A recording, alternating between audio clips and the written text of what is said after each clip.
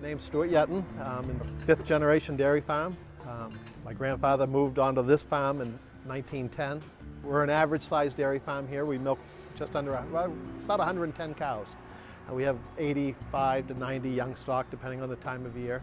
The nicest thing about being a dairy farmer that I find is the variety of things that we do. I mean, we go from milking cows to cleaning out stalls, right up through to working with genetics and seeing a top cow making 120 pounds a day and just working with the animals. I do enjoy working with the animals.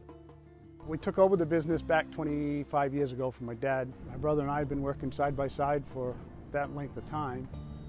He's pretty much in charge of the cows, the breeding, the milk production. I'm kind of the keep everything running guy. I keep in charge of the crops, make sure we're doing this and that in the fields.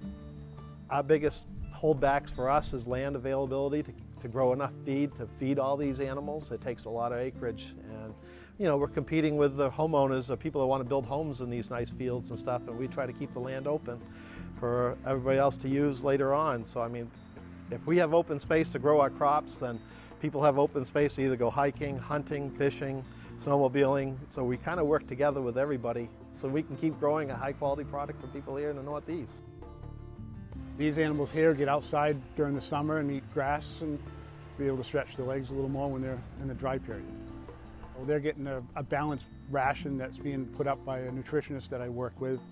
So they're being fed twice a day, probably better than most people eat. They eat approximately 65 pounds of corn per animal per day, mixed in with 25 pounds of haylage, along with 25 pounds of grain. It's all mixed in. It's a balanced diet. I mean, we want them to have all the vitamins and minerals to produce a high quality product, so the people, the consumers, get that same high quality product back to them. The milk is not going too far. Sometimes it's going out of the state, maybe into Maine, Massachusetts. Right now I believe it's going into Concord. It's being bottled and processed there and sent right to the consumers. We're trying to keep our milk right here in New England.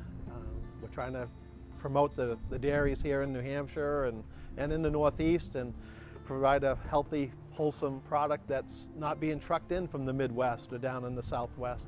The consumers want a local product.